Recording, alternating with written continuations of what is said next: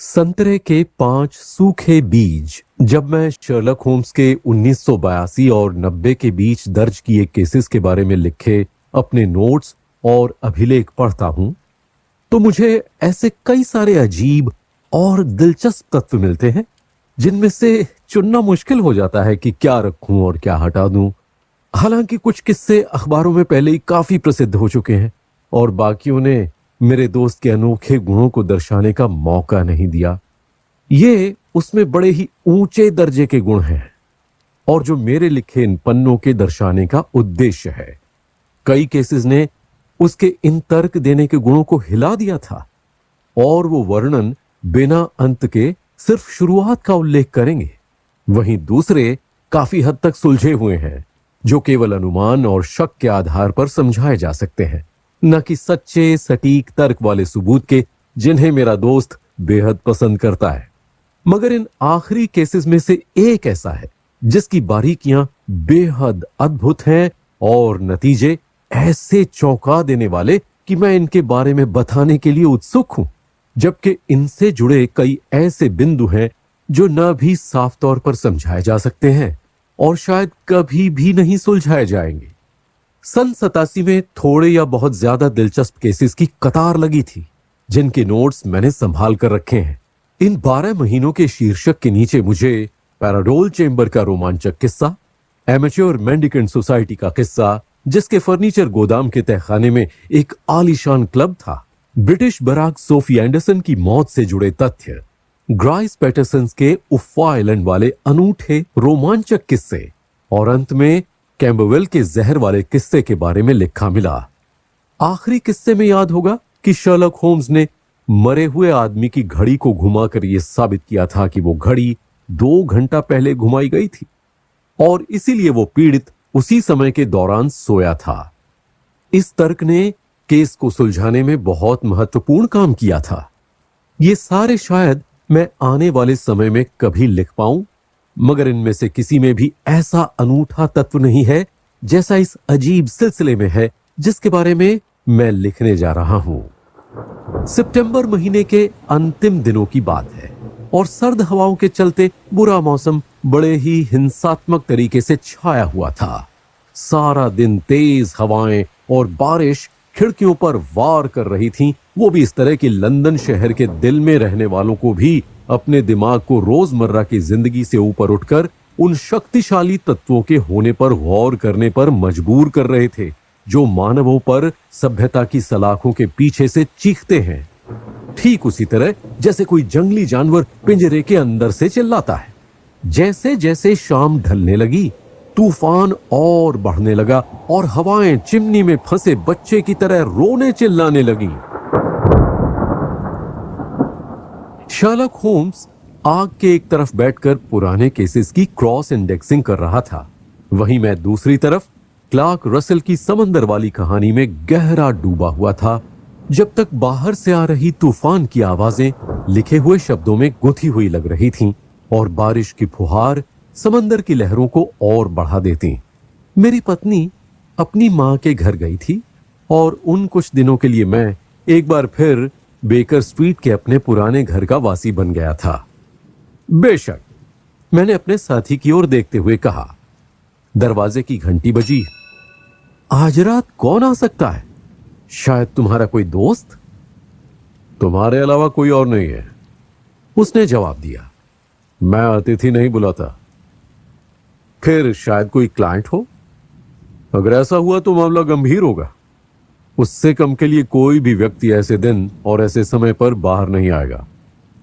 मगर मुझे लगता है कि घर मालकिन की कोई सहेली होगी।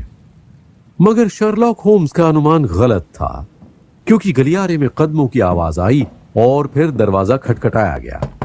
उसने अपना लंबा हाथ बढ़ाकर लैंप को अपने से दूर उस खाली कुर्सी की ओर घुमाया जहां यह नया आने वाला बैठेगा।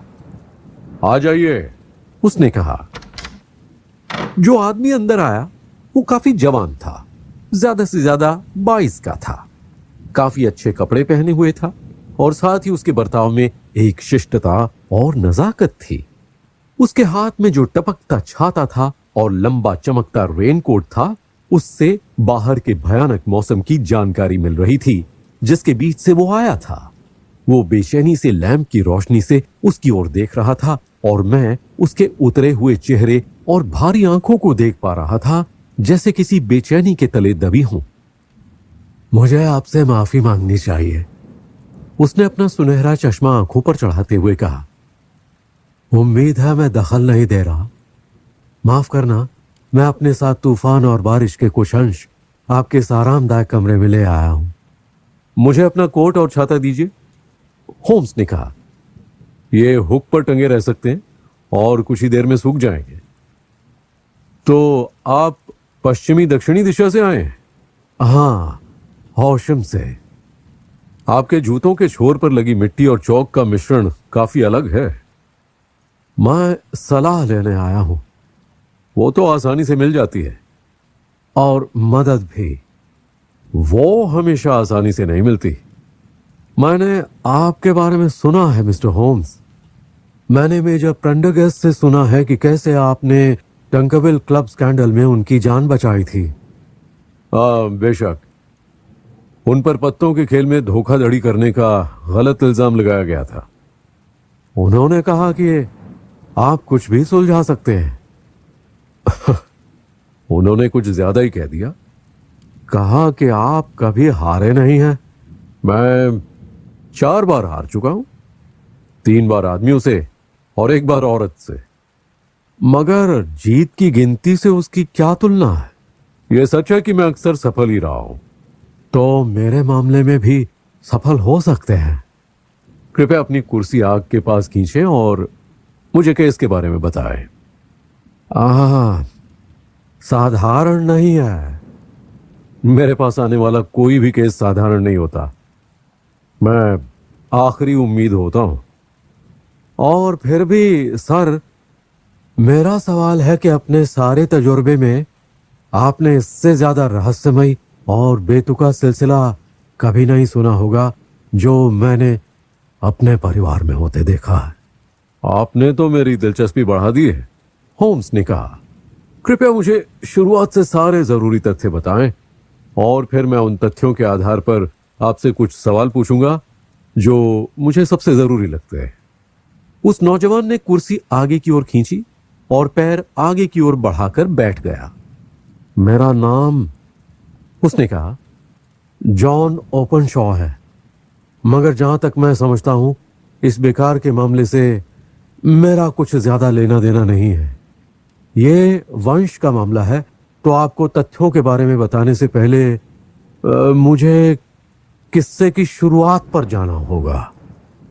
आपको पता होना चाहिए कि मेरे दादाजी के 2 बेटे थे, मेरे चाचा एलियस और मेरे पिता जोसेफ। मेरे पिता का कवेंट्री में एक छोटा कारखाना था जो उन्होंने साइकिल के आविष्कार के वक्त और बढ़ा दिया।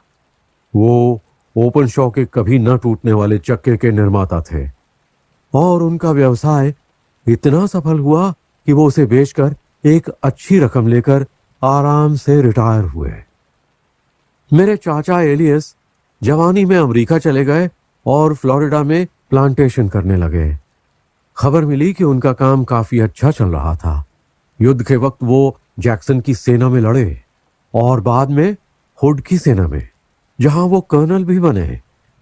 जब ली ने हथियार डाल दिए, तब चाचा अपने प्लांटेशन में लौटे और फिर वहां 3-4 साल तक रहे। 1869 या 1870 में वो वापस यूरोप आए और उन्होंने ससेक्स में हौशम के पास एक छोटी जमीन खरीदी। उन्होंने अमेरिका में काफी अच्छा मुनाफा कमाया और उसे छोड़ने का उनका कारण काली चमड़ी वाले लोगों के लिए घिन थे और उन्हें बढ़ावा देने वाली रिपब्लिकन पार्टी भी नापसंद थी। वो एक अनूठे आदमी थे, ताकतवर और जल्दी गुस्सा होने वाले, गुस्से में अपशब्द कहने वाले और अपनी धुन में रहने वाले थे। वो इतने साल हौशम में रहे, मगर मुझे शक है कि उन्होंने कभी भी शहर में कदम नहीं रखा। उनका एक बाग था और घर के आसपास 2-3 मैदान थे। वहीं वो व्यायाम करते थे, मगर कई बार वो हफ्तों तक अपना कमरा भी नहीं छोड़ते थे। चाचा काफी ब्रांडी और सिगरेट पीते थे, मगर समाज की परवाह नहीं करते थे और दोस्त भी नहीं चाहते थे, खुद का भाई भी नहीं। उन्हें मुझसे कोई परेशानी नहीं थी, बल्कि वो मुझे पसंद करते थे, क्योंकि जब वो मुझसे पहली बार मिले थे तब मैं लगभग 12 साल का था। ये 1878 की बात है, जब उन्हें इंग्लैंड लौटे 8-9 साल हो चुके थे। उन्होंने मेरे पिताजी से मुझे अपने साथ रखने का अनुरोध किया और मुझे बहुत प्यार भरे तरीके से पाला। जब वो नशे में नहीं होते तब उन्हें मेरे साथ बैकगमन और डॉट्स खेलना पसंद आता था और वो मुझे नौकरों और व्यापारियों सबके सामने अपना प्रतिनिधि बताते थे। तो जब मैं 16 साल का हुआ तब मानो घर का मालिक ही बन गया था। सारी चाबियां मैं अपने पास रखता था, जहां चाहता वहां जाता और जो चाहता वो करता, तब तक जब तक उनके निजी मामले में दखल ना देना शुरू कर दूं, सिवाय एक कमरे में जाने के। एक कमरा था जो अटारी के ऊपर बना था और वहां लकड़ियां रखी जाती थी। उस कमरे पर हमेशा ताला लगा रहता था और वहां न मुझे न किसी और को जाने की इजाजत थी। बच्चों वाली उत्सुकता के चलते मैंने कई बार उस कमरे में चाबी वाले छेद से झांका, मगर उसमें मुझे कभी पुराने ट्रंक और गट्ठरों के अलावा कुछ नहीं मिला, जो ऐसे कमरों में अक्सर होते ही हैं। मार्च 1883 के एक दिन विदेशी स्टैंप वाली एक चिट्ठी मेज पर कर्नल की ट्रे में रखी थी। उनके लिए चिट्ठी आना कोई आम बात नहीं थी, क्योंकि वो सारे बिल तुरंत चुका दिया करते थे और उनके कोई दोस्त नहीं थे। भारत से आया है, वो देखकर चिल्लाए।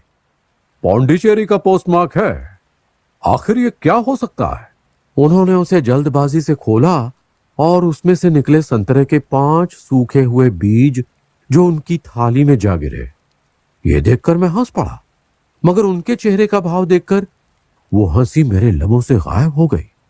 उनका होंठ लटक गया था, आंखें बाहर निकल आई थीं, चेहरे का रंग उड़ गया था और उन्होंने अपने थरथराते हाथों में अभी भी पकड़े उस लिफाफे को घूर कर देखा। के वो चिल्लाए और बोले, हे भगवान, हे भगवान, मेरे पाप मुझ पर हावी हो गए हैं। क्या हुआ चाचा? मैं चिल्लाया। मौत, उन्होंने कहा। वो मेज पर से उठे और अपने कमरे में चले गए। डर से मेरे पसीने छूट रहे थे और वो मुझे छोड़कर चले गए। मैंने वो लिफाफा उठाया और लाल स्याही से अंदर के पट्टे पर गोंद के थोड़े ऊपर के अक्षर 3 बार लिखा देखा। 5 सूखे हुए बीजों के अलावा उसमें कुछ नहीं था। इस हावी होने वाली घबराहट के पीछे क्या कारण होगा? मैं नाश्ते की मेज से उठा और जैसे ही सीढ़ियों से ऊपर चढ़ा, वहां उनसे एक पुरानी जंग लगी चाबी लिए नीचे उतारते पाया।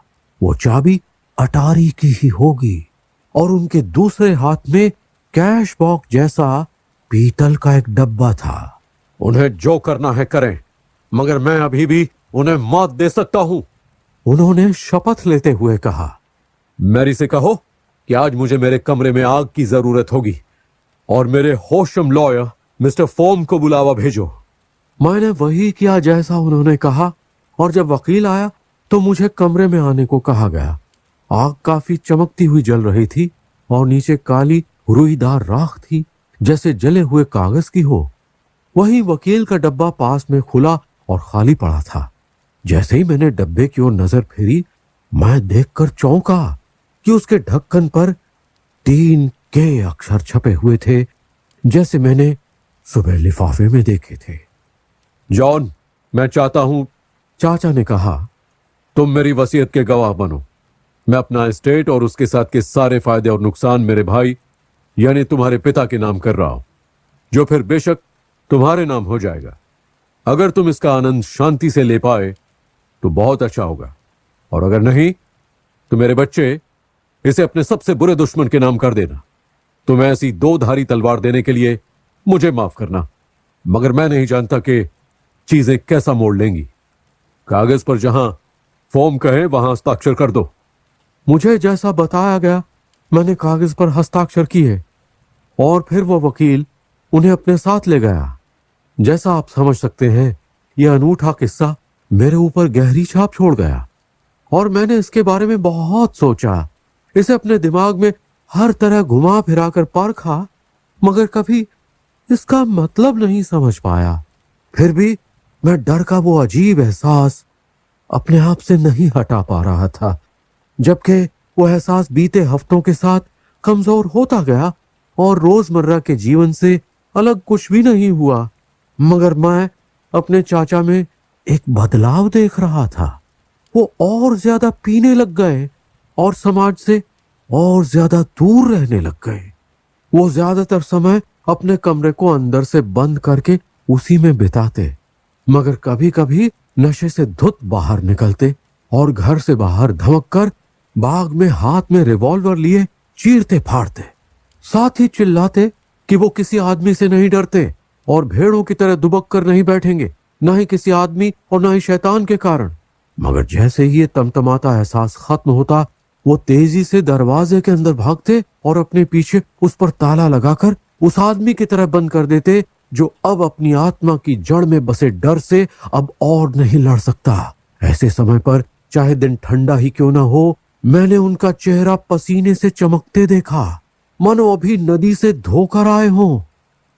हाँ, मामले का अंत करते हुए मिस्टर होम्स, और आपके धैर्य का फायदा न उठाते हुए मैं आपको बताता हूं कि नशे में धुत एक ऐसी रात आई जिससे वो कभी वापस नहीं आ पाए।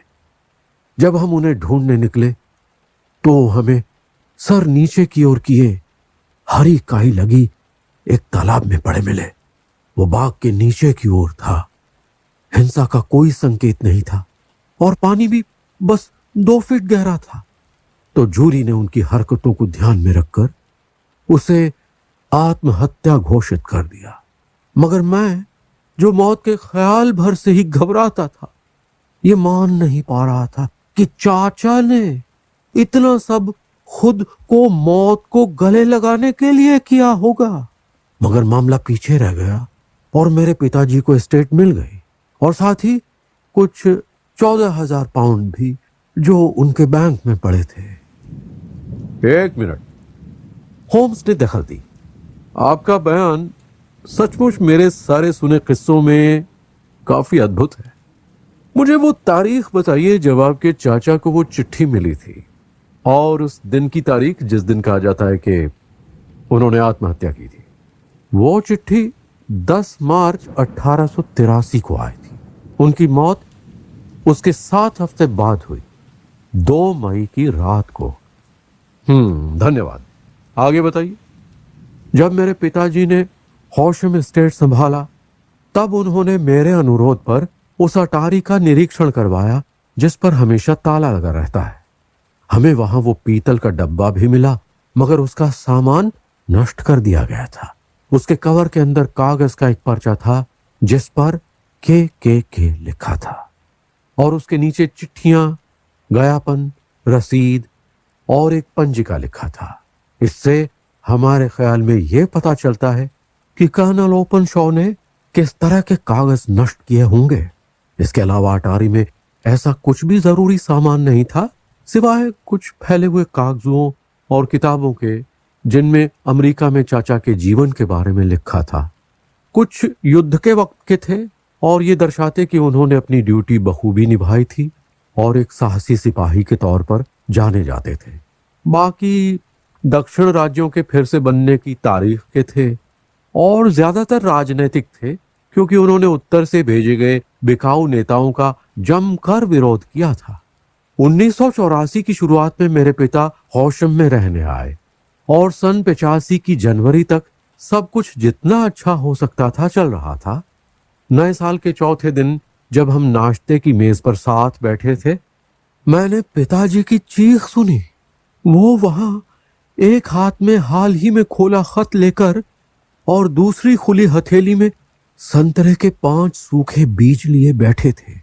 उन्होंने कर्नल वाली मेरी उस कहानी को हमेशा दकियानूसी कहकर मेरा बहुत मजाक उड़ाया था, मगर आज वो बहुत डरे हुए और उलझे से नजर आ रहे थे, और जब यही किस्सा उनके साथ दोहरा रहा था। आखिर इसका क्या मतलब हो सकता है जॉन? वो हकलाए। मेरा दिल थम सा गया था। ये के है, मैंने कहा। उन्होंने लिफाफे के अंदर देखा।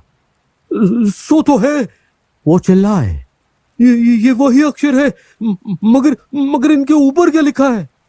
उन कागजों को सनडायल के ऊपर रखिए, मैंने उनके कंधे पर से झांकते हुए कहा। कौन से कागज? कौन सा सनडायल? उन्होंने पूछा। वो सनडायल जो बाग में है, कोई और नहीं है, मैंने कहा। मगर ये वो कागज हैं जो नष्ट हो चुके हैं। बकवास, उन्होंने बड़ी मुश्किल से हिम्मत जुटाते हुए कहा। हम सभ्य दुनिया में रहने वाले लोग हैं, इस तरह की बेबुनियाद बातों पर हम भरोसा नहीं कर सकते। ये कहां से आया है? डंडी से, मैंने चिट्ठी पर लगे पोस्ट मार्क को देखकर बताया।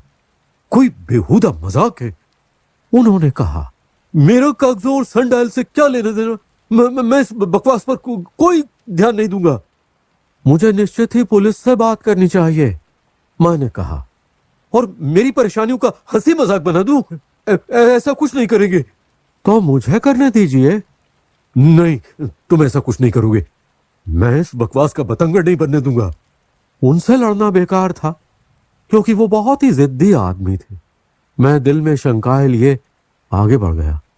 चिट्ठी आने के तीसरे दिन मेरे पिता अपने दोस्त मेजर फ्रीबडी से मिलने गए, जो पोर्ट्सडाउन हिल के किले के अधिकारी हैं। मैं उनके जाने से काफी खुश था, क्योंकि ऐसा लग रहा था कि पिताजी घर से दूर रहेंगे तो खतरे से भी दूर होंगे। मगर ऐसा सोचना मेरी गलती थी। उनकी गैर मौजूदगी के दूसरे दिन मुझे मेजर का तार आ गया, जिसमें मुझे तुरंत आने को कहा था। मेरे पिताजी एक गहरी खदान में गिर गए थे और बेसुध पड़े थे। उनका सर फट गया था और मैं तेजी से उनके पास गया, मगर वो कभी होश में आए बिना ही चल बसे। अनुमान लगाया गया कि वो शाम को फौहम से लौट रहे थे, और क्योंकि उनके लिए यह राज्य नया था और उस खदान में बाढ़ नहीं लगे थे, तो जूरी ने बेझिझक उनकी मौत का कारण दुर्घटना घोषित कर दिया। मैंने मौत से जुड़े हर पहलू को गौर से परखा, मगर मुझे ऐसा कुछ नहीं मिला जिससे हत्या होने का संकेत मिले। हिंसा के कोई संकेत नहीं थे, न ही पैरों के निशान थे और न ही चोरी के, न किसी अनजान को रास्तों पर देखे जाने का रिकॉर्ड। और फिर भी मैं आपको यह बताना चाहता हूं कि मेरा मन शांति से कोसों दूर है, और मुझे लगभग पूरा यकीन था कि उनके खिलाफ कोई तो षड्यंत्र रचा गया था। इस अशुभ तरीके से मुझे विरासत में सब मिला। आप पूछेंगे कि मैंने उसे बेच क्यों नहीं दिया। मेरा जवाब यह है कि मुझे यकीन है कि हमारी परेशानियों का कारण मेरे चाचा के जीवन की कोई घटना है, और वो खतरा हमें किसी भी घर में होगा ही। 1885 के जनवरी में मेरे पिताजी की मृत्यु हुई, और तब से 2 साल 8 महीने बीत चुके हैं। इस समय में मैं खुशी से होशम में रहा हूं, और मेरी ये उम्मीद बनने लगी थी कि ये शाप हमारे परिवार से उठ गया है और पिछली पीढ़ी के साथ ही खत्म हो गया। मैं बड़ी जल्दी इस बात से सांत्वना लेने लगा था, मगर कल सुबह मेरे ऊपर भी मुसीबत का पहाड़ उसी तरह बिखरा जिस तरह मेरे पिताजी पर टूटा था। उस जवान आदमी ने अपने वेस्ट कोट से एक मुड़ा हुआ लिफाफा निकाला और उसे मेज पर उलटकर झटका, तो उसके अंदर से संतरे के 5 सूखे बीज गिरे। यह वही लिफाफा है, उसने बताया। इस पर लंदन की निशानी है, पूर्वी विभाग। अंदर वही शब्द हैं जो मेरे पिताजी के आखिरी खत में थे, के। और फिर कागजों को सनडायल पर रखो। तो तुमने क्या किया? होम्स ने पूछा। कुछ नहीं। सच कहूं तो, उसने अपना चेहरा अपने सफेद पतले हाथों में डुबोते हुए कहा, मैं मैं अपने आप को बड़ा लाचार महसूस कर रहा हूं। मैं उस खरगोश की तरह महसूस कर रहा हूं जिसकी ओर सांप रेंगता हुआ पहुंच रहा हो। लगता है जैसे मैं किसी ताकतवर शैतान के चंगुल में फंस गया हूं जिससे बचा भी नहीं जा सकता और बिना तैयारी उपाय के हूं जो मुझे इससे बचा सके। शर्लॉक होम्स चिल्लाया, तुम्हें कुछ तो करना होगा वरना तुम नहीं बचोगे। तुम्हें सिर्फ ऊर्जा ही बचा सकती है। यह दुख मनाने का समय नहीं है। मैं पुलिस से मिला। हाँ, मगर वो मुस्कुराकर मेरी कहानी सुन रहे थे। मुझे यकीन है कि इंस्पेक्टर ने मान लिया है कि ये चिट्ठियां किसी का किया मजाक है, और जैसा कि जूरी ने कहा, मेरे रिश्तेदारों की मौत महज एक इत्तेफाक है और इन चिट्ठियों से इनका कोई लेना देना नहीं है। होम्स ने अपनी मुट्ठी हवा में घुमाते हुए कहा, गजब का पागलपन। वो चीखा। हालांकि उन्होंने मेरे साथ भी पुलिस वाले को भेजा है जो मेरे साथ घर में रहेगा। क्या आज वो आपके साथ आया है? नहीं, उसे घर में रहने का आदेश दिया गया है। होम्स ने एक बार फिर गुस्सा जताया। तो आप मेरे पास क्यों आए? उसने पूछा। और तो और, आप तुरंत मेरे पास क्यों नहीं आए? मैं नहीं जानता था। मैंने आज ही मेजर प्रेंडरगास्ट से अपनी परेशानियों के बारे में बात की और उन्होंने मुझे आपके पास आने की सलाह दी। आपके पास चिट्ठी आकर 2 दिन हो चुके हैं। हमें पहले ही कदम उठाने चाहिए थे। मेरे ख्याल से आपने जो यहां रखे हैं उसके अलावा और कोई सबूत नहीं होंगे। कोई ऐसे संकेत नहीं जो हमारी मदद कर सके। एक चीज है, जॉन ओपनशॉ ने कहा। उसने अपने कोट की जेब टटोली और उसमें से एक हल्के नीले रंग का पर्चा निकाला और मेज पर रखा। मुझे याद है, उसने कहा, कि उस दिन जब मेरे चाचा ने वो कागज जलाए थे, ये बिना जली हुई मार्जिन उस खास रंग वाली राख के बीच पड़ी थी।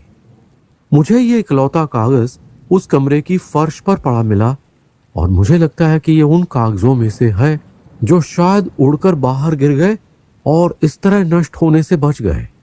इस पर सूखे बीज के बारे में लिखा है, मगर इसके अलावा और किसी काम का नहीं है। मेरे हिसाब से ये किसी निजी डायरी का पन्ना है। यह लिखावट बेशक मेरे चाचा की ही है। होम्स ने लैंप घुमाया और हम दोनों उस कागज को झुककर देखने लगे जिसके किनारे टेढ़े मेढ़े थे, जैसे वाकई किसी किताब से फाड़ा हुआ पन्ना हो। उस पर लिखा था मार्च 1869 और नीचे ये अजीब से नोट लिखे थे। चौथा, हडसन आया, वही पुराना प्लेटफॉर्म। 7वां, बीज मैकॉले, पैरामोर और सेंट ऑगस्टीन के जॉन स्वैन को भेजो। 9वां, मैकॉले का मामला है। 10वां, जॉन स्वैन का मामला है। 12वां, पैरामोर से मिला, सब ठीक। शुक्रिया, होम्स ने कहा। उसने कागज को तह करके हमारे अतिथि को लौटाया। और आपको किसी भी हालत में एक और पल भी नहीं गंवाना चाहिए। आपने जो मुझे बताया है, हम उस पर चर्चा करने में भी वक्त जाया नहीं कर सकते। आपको तुरंत घर जाकर कदम उठाना होगा। मैं क्या करूं? बस एक ही चीज है जो आप कर सकते हैं, तुरंत करना होगा। आपको यह कागज का टुकड़ा उसी पीतल के डब्बे में रखना है जिसके बारे में आपने हमें बताया है। आपको एक ऐसी चिट्ठी भी डालनी होगी कि बाकी सारे कागज चाचा ने जला दिए हैं और ये इकलौता ही बचा है। आपको ये बात ऐसे मनाने वाले शब्दों में लिखनी होगी। ऐसा करने के बाद आपको जिस तरह बताया गया है वैसे ही उस डब्बे को तुरंत सन डायल के नीचे रखना होगा। क्या आप समझ गए? पूरी तरह। बदला या ऐसी किसी चीज के बारे में अभी मत सोचिए। मुझे लगता है कि वो हमें कानूनी तौर पर ही मिल जाएगा, मगर हमें अभी जाल बनाना है, जबकि वो बिछा चुके हैं। सबसे पहले हमें हर परेशानी हटानी होगी जिससे आपको खतरा हो। दूसरा काम है इस रहस्य को सुलझाना और अपराधी को दंड दिलवाना। धन्यवाद, उस जवान आदमी ने उठकर अपना कोट पहनते हुए कहा। आपने मुझे एक नया जीवन और उम्मीद दी है मैं वैसा ही करूंगा जैसा करने की सलाह आपने दी है। एक पल भी ना गंवाएं। और इस दौरान सबसे जरूरी है कि अपना ध्यान रखिए, क्योंकि इसमें कोई शक की बात नहीं है कि आप बहुत खतरे में हैं। आप वापस कैसे जाएंगे? वाटरलू की ट्रेन से। अभी 9 भी नहीं बजे हैं। गलियों में भीड़ होगी, तो मुझे यकीन है कि आप सुरक्षित रहेंगे। और फिर भी आप अपना पूरा ख्याल रखिए। मेरे पास हथियार है। ठीक है, कल मैं आपके केस पर काम चालू करूंगा। तो अब आपसे हौशम में मुलाकात होगी? नहीं, आपका राज लंदन में बसा है, तो मैं इसे यहीं खोजूंगा। फिर भी मैं आपसे 1 या 2 दिन में मिलने आता हूं, उस डब्बे और कागजों के बारे में खबर लेकर। मैं हर पहलू पर आपसे सलाह लूंगा। उसने हमसे हाथ मिलाया और चला गया। बाहर हवाएं अभी भी चीख रही थी और बारिश खिड़कियों पर चप चप कर रही थी। ये अजीब बेढंगी कहानी इन अजीब तत्वों से ही निकलकर आई लग रही थी। इस तरह हमारे ऊपर उड़कर आई जैसे तूफान के साथ समुद्री घास, और जैसे फिर एक बार उन्हीं तत्वों में समा गई हो। शर्लॉक होम्स कुछ देर तक चुपचाप सर आगे की ओर झुकाए और आंखों को आग की लाल लपटों की ओर गड़ाए बैठा रहा। फिर उसने अपना पाइप जलाया और कुर्सी में पीछे लेटकर नीले धुएं के छल्लों को एक दूसरे का पीछा करते छत की ओर बढ़ते देखने लगा। मुझे लगता है वॉटसन, उसने आखिरकार कहा, कि हमारे सारे केसेस में हमें इससे बेहतरीन केस नहीं मिला है, सिवाय शायद 4 के संकेत के। हाँ, उसके सिवाय। और लगता है कि ये जॉन ओपनशॉ शॉल्टोस से भी ज्यादा खतरनाक स्थितियों में चला जा रहा है। मगर मैंने पूछा, क्या तुमने इस बात का ठोस अंदाजा लगाया है कि ये परेशानियां दरअसल हैं क्या? उनकी प्रकृति को लेकर तो कोई सवाल नहीं उठता, उसने जवाब दिया। तो वो क्या है? के कौन है और इस बेचारे दुखिया परिवार के पीछे क्यों पड़े? शर्लॉक होम्स ने अपनी आंखें बंद की, कोहनियों को कुर्सी के हाथों पर रखा और उंगलियों के छोर मिलाए। उसने कहा, एक अच्छा तर्क देने वाला, जिसे एक तर्क और उससे जुड़े पहलू दिखा दिए जाएं, तो वो न सिर्फ उन घटनाओं के सूत्र का पता लगा लेता है जो हुई होंगी, बल्कि यह भी कि उनके क्या नतीजे निकले होंगे। जैसे कि कुविए एक पूरे जानवर का पता सिर्फ एक हड्डी को देखकर लगा लेते थे। एक परखने वाला जो घटनाओं के सिलसिले की एक कड़ी अच्छी तरह समझ गया हो, वो बाकी सब ठीक से बता सकता है, पहले हुआ हो या बाद में। हमने अभी तक उन नतीजों को नहीं समझा जो उसी कारण से जुड़े हुए हो सकते हैं। अध्ययन से ऐसी उलझनें हल की जा सकती हैं जिन्हें अपनी सूझबूझ के जरिए उन्हें सुलझाने की कोशिश की होगी। मगर इस कला को अपनी ऊंचाई तक ले जाने के लिए यह जरूरी है कि तर्क देने वाला हर उस तर्क का इस्तेमाल कर पाए जो उसकी जानकारी में हो। और तुम भी जानते हो कि यह अपने आप में ही ज्ञान होना दर्शाता है, जो आज की मुफ्त विद्या और इंसाइक्लोपीडिया के जमाने में भी काफी मुश्किल से मिलने वाली उपलब्धि है। मगर यह नामुमकिन नहीं है कि एक आदमी के पास वो सारा ज्ञान हो जो उसके काम में मददगार रहे, और यह मैंने अपने मामले में करने की कोशिश की है। अगर मुझे ठीक से याद है तो तुमने एक मौके पर हमारी दोस्ती के शुरुआती दिनों में मेरी सीमाओं का बड़े सटीक तरीके से वर्णन किया था। हाँ, मैंने हंसते हुए जवाब दिया। वो एक अनोखा लेख था। मुझे याद है, फिलॉसफी, खगोल और राजनीति के मामले में 0, बॉटनी में ठीक ठीक, जियोलॉजी बेहतरीन, क्योंकि तुम शहर के 50 मील तक के इलाकों के कीचड़ के धब्बे पहचान लेते थे, केमिस्ट्री असाधारण, एनाटॉमी बेढंगी, साहित्य चौंका देने वाला, अपराध का इतिहास अनोखा, वायलिन वादक, मुक्केबाज, तलवार चलाने वाला, वकील और कोकेन और तंबाकू से अपने आप को जहर देने वाला। मुझे लगता है ये मेरे अध्ययन के मुख्य बिंदु थे। होम्स आखिरी बात पर मुस्कुराया। खैर, उसने कहा, मैं कहता हूं कि एक व्यक्ति को हमेशा अपने दिमाग की अटारी को उस सामान से भरे रखना चाहिए जिसकी जरूरत उसे पड़ती रहती है, और बाकी का सब वो अपने पुस्तकालय के गोदाम में रख सकता है, जहां से वो उसे तब निकाल सकता है जब उसकी जरूरत हो। अब जब ऐसा कोई केस आए जैसा आज रात आया है, हमें अपने सारे साधनों का इस्तेमाल करना पड़ेगा। कृपया मुझे आपके पास रखे शेल्फ पर से अमेरिकी इंसाइक्लोपीडिया का के अक्षर निकाल कर दो। शुक्रिया। अब स्थिति को समझकर पूछते हैं कि उससे क्या पता चल रहा है। सबसे पहले हमें सोच से आगे बढ़ना चाहिए कि कर्नल ओपनशॉ के पास अमेरिका छोड़ने का कोई बहुत गंभीर कारण रहा होगा। उनकी उम्र के लोग अपनी आदतों को इतनी आसानी से नहीं बदलते और खुद होकर फ्लोरिडा के बेहतरीन मौसम की जगह अंग्रेजी नगर का अकेले जीवन नहीं चुनते। इंग्लैंड के अकेलेपन के उनके बेहद प्यार से तो ये समझ में आता है कि वो किसी चीज या व्यक्ति से डरे हुए थे। तो हम ये मान सकते हैं कि किसी चीज या व्यक्ति का डर ही था जिसने उन्हें अमेरिका से भगा दिया। रही बात इसकी कि उन्हें किस चीज का डर था, तो हम उसे और उसके पुरखों को भेजे खतों से ही तर्क लगा सकते हैं। तुम्हें उन खतों पर लिखे पोस्टमार्क्स याद हैं? पहला पौंडीचेरी, दूसरा डंडाई और तीसरा लंदन से था, पूर्वी लंदन से था। इससे क्या तर्क लगा सकते हो? ये सारे बंदरगाह हैं। लिखने वाला जहाज पर था। बहुत खूब। हमें पहले से ये पता है, बेशक ये संभव है, जोरदार रूप से संभव है, कि लिखने वाला जहाज पे था। और अब एक और पहलू पर ध्यान देते हैं।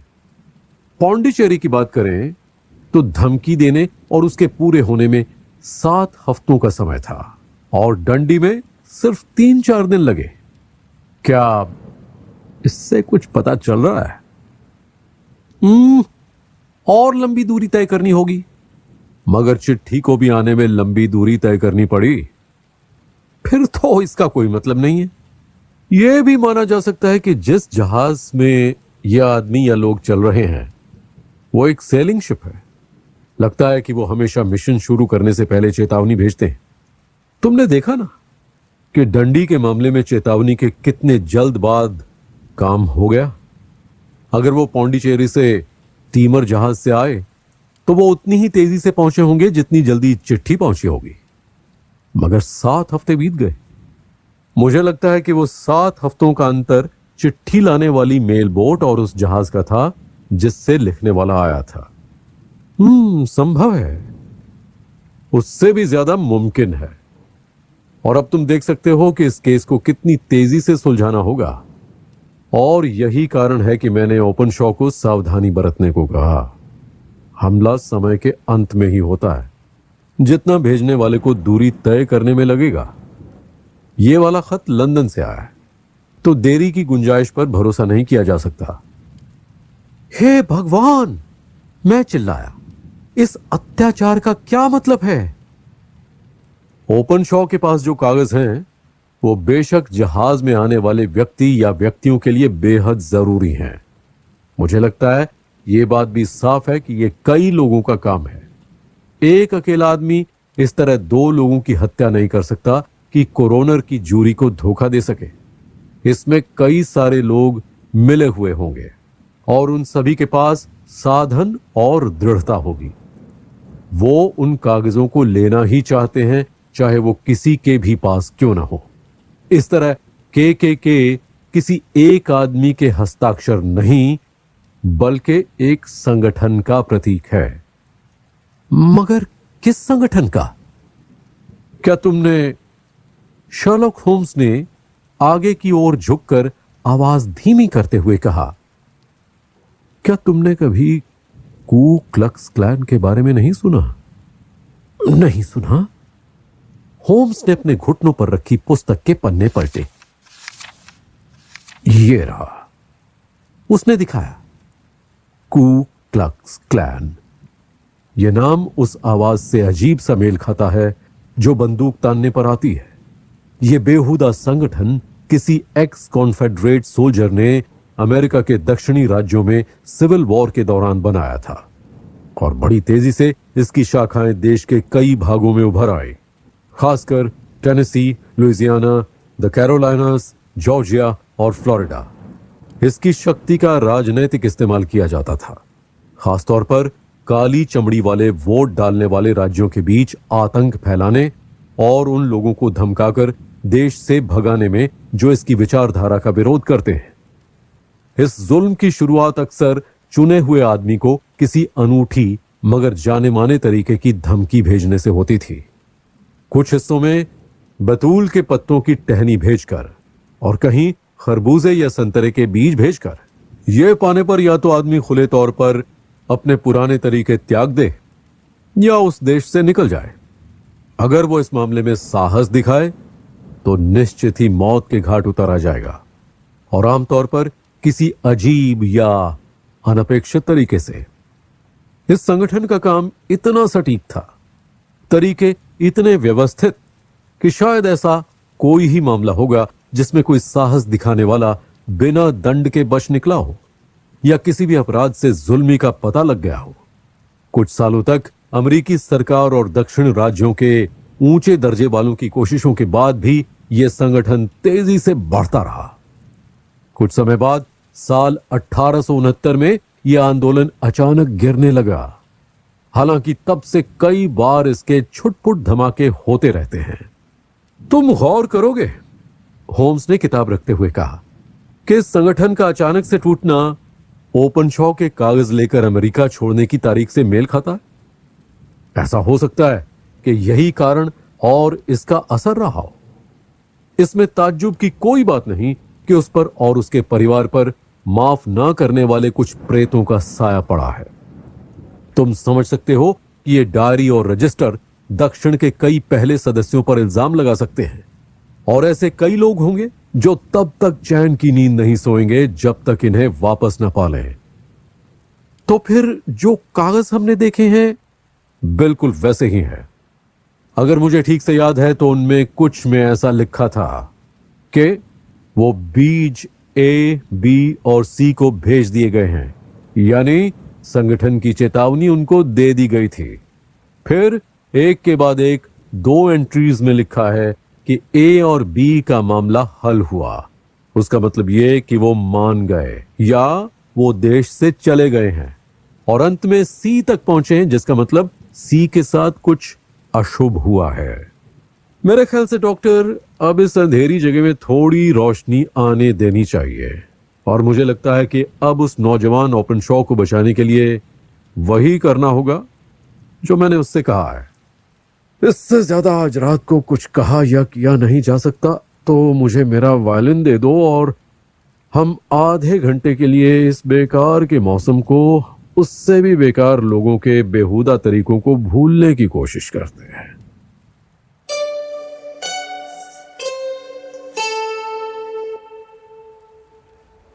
सुबह मौसम थोड़ा साफ हुआ और सूरज एक हल्की रोशनी से शहर के ऊपर चढ़े मांद घूंघट से झांककर चमक रहा था। जब मैं नाश्ते के लिए नीचे उतरा, उससे पहले ही शर्लॉक होम्स वहां पहुंच चुका था। मुझे इंतजार न करने के लिए माफ करना, उसने कहा। मैं पहले ही जान गया था कि आज का दिन नौजवान ओपनशॉ के केस की तहकीकात के कारण व्यस्त होगा। तुम क्या करने वाले हो? मैंने पूछा। यह मेरी पहली पूछताछ पर बहुत ज्यादा निर्भर करेगा। आखिरकार शायद ही मुझे होशम जाना होगा। तुम पहले वहां नहीं जाओगे? नहीं, मैं शहर से शुरुआत करूंगा। घंटी बजा देना और नौकरानी तुम्हारे लिए चाय ले आएगी।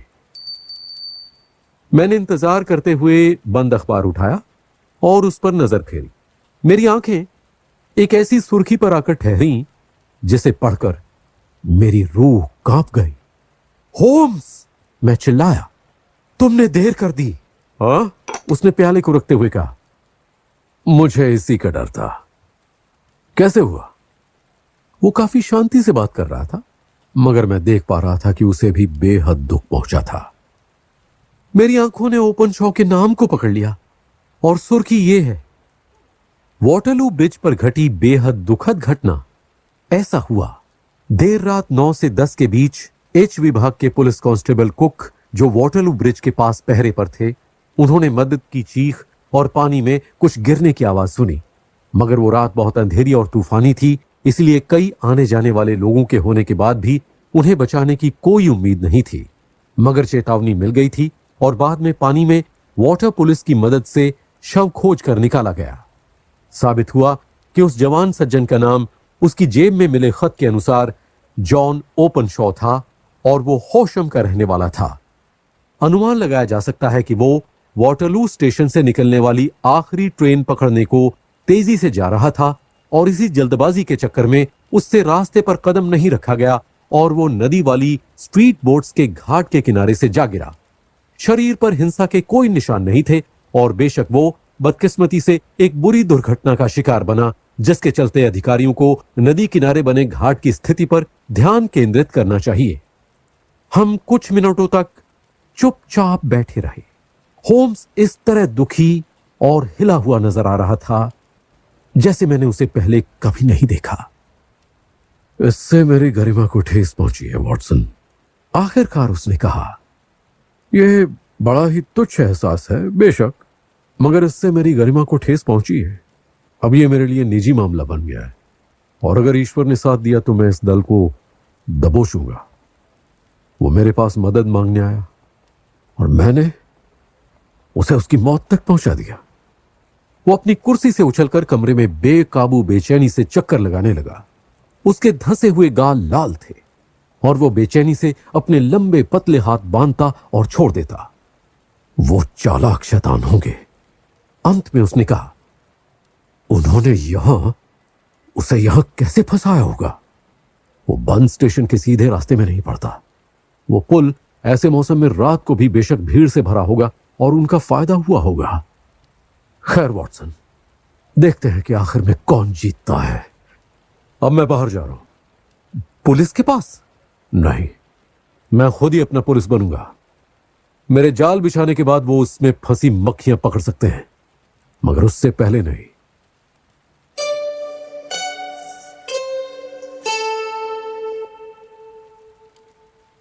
दिन भर मैं अपने काम में व्यस्त था और शाम में देरी से बेकर स्ट्रीट लौटा।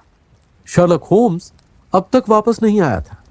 लगभग 10 बजे वो आया, जब उसका रंग उतरा हुआ और वो थका हुआ था। वो शेल्फ के पास आया, उसने ब्रेड तोड़ी और उसे भूखे जानवर की तरह खाकर ढेर सारा पानी पीकर बहाया। तुम भूखे हो? मैंने कहा। भूख से तड़प रहा हूं। मैं भूल गया था, सुबह नाश्ते के बाद से कुछ नहीं खाया। कुछ भी नहीं? एक निवाला भी नहीं। इसके बारे में सोचने का समय ही नहीं था। और क्या तुम सफल हुए? पूरी तरह। तुम्हें कोई सुराग मिला? वो मेरी हथेली में है। नौजवान ओपनशॉ का बदला लेने में ज्यादा वक्त नहीं लगेगा। चलो वॉटसन, उन पर उन्हीं का शैतान पैंतरा अपनाते हैं। सब तैयार है। तुम्हारा क्या मतलब? उसने अलमारी से एक संतरा निकाला और उसके टुकड़े टुकड़े करके निचोड़कर उसके बीज निकाले। उनमें से 5 बीज लेकर उसने उन्हें एक लिफाफे में भर दिया। अंदर के पन्ने पर लिखा SH फॉर JO। उसे बंद करके उस पर लिखा कैप्टन जेम्स कैलहाउन के लिए, बाक लोन स्टार, सवाना, जॉर्जिया। जब वो बंदरगाह पर पहुंचेगा तो यह उसका इंतजार कर रहा होगा। उसने हंसते हुए कहा। उसकी नींद हराम हो जाएगी। यह उसे ठीक उसी तरह अपने भविष्य का संकेत लगेगा जैसे उससे पहले ओपनशॉ को लगा था। और ये कैप्टन कैलहाउन कौन है? इस दल का नेता। मैं बाकियों को भी पकड़ूंगा, मगर पहले इससे निपट लूं।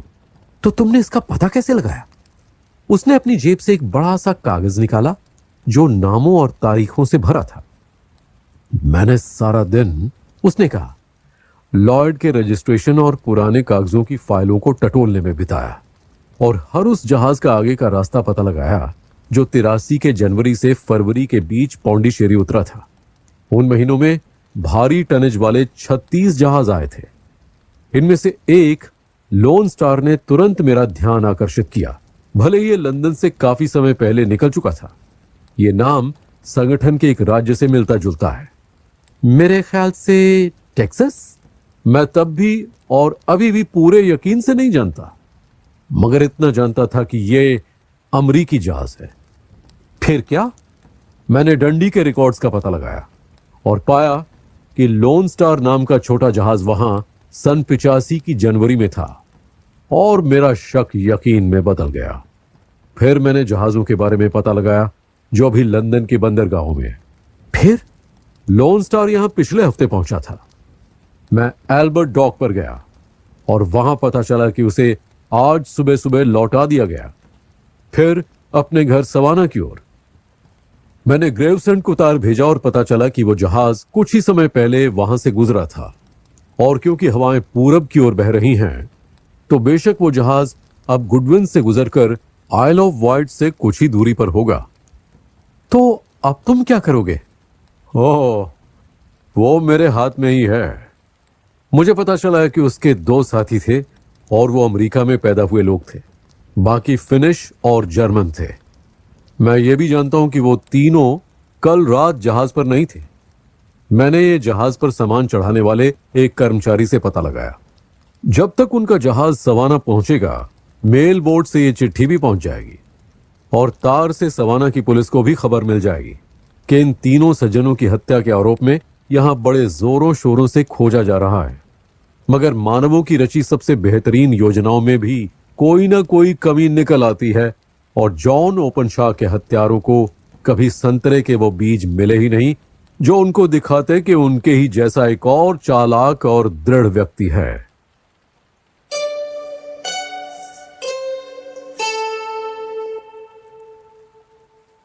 उस साल सर्द हवा के तूफान बहुत ही लंबे, भारी और गहरे थे। हम लोन स्टार के सवाना पहुंचने की खबर आने का इंतजार करते रहे मगर वो हम तक कभी नहीं पहुंची। मगर हमने ये जरूर सुना था कि कहीं दूर अटलांटिक में एक नाव का टूटा हुआ स्टर्न पोस्ट ऊंची लहरों में बहता पाया गया जिस पर LS अक्षर कुरेद कर लिखे हुए थे, लोन स्टार। और उन 3 दरिंदों के बारे में हमने यही आखिरी खबर सुनी।